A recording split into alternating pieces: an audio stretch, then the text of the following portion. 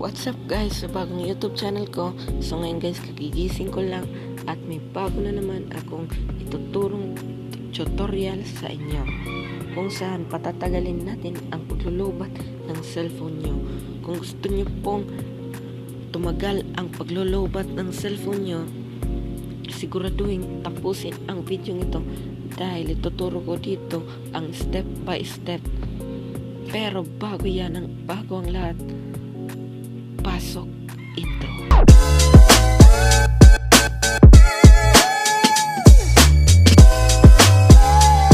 So ayun guys, pumunta tayo sa ating settings. Hanapin lang natin guys, yan po, yung settings natin yan, pindutin lang natin yan. Yan. At nakikita nyo po guys sa settings natin na nakikita nyo po na sa unahan yung search settings, yan po, pindutin lang natin yan guys at mag-search tayo dyan ng assistant settings.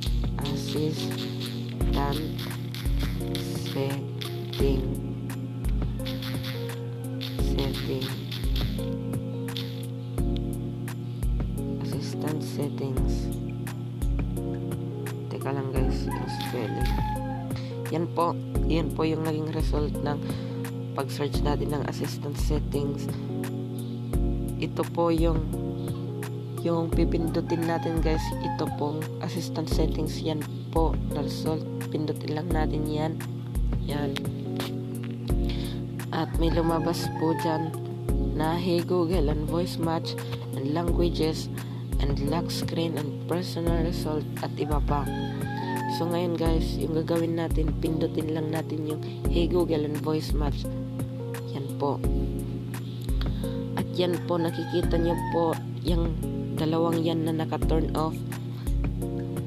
Pinindot ko yan at it-turn off ko yan guys dahil yan po yung nagpapabilis ng paglobat ng cellphone nyo pag naka-on yan.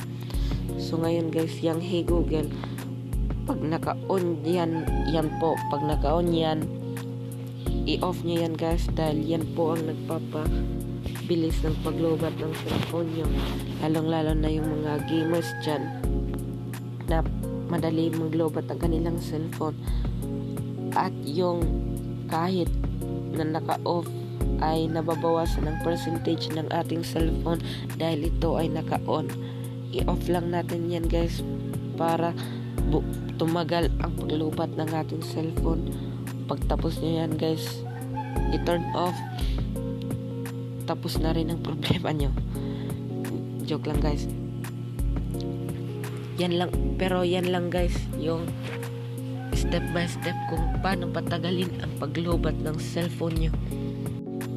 Sana po natulungan ko po kayo na patagalin ang paglulubat ng ating cellphone. Yun lang guys. Kung bago ka pa lang sa YouTube channel ko, pakipindot naman ng like and share and subscribe guys. At pakipindot na rin ng notification bell para update kayo sa susunod ko pang mga video. Thank you for watching.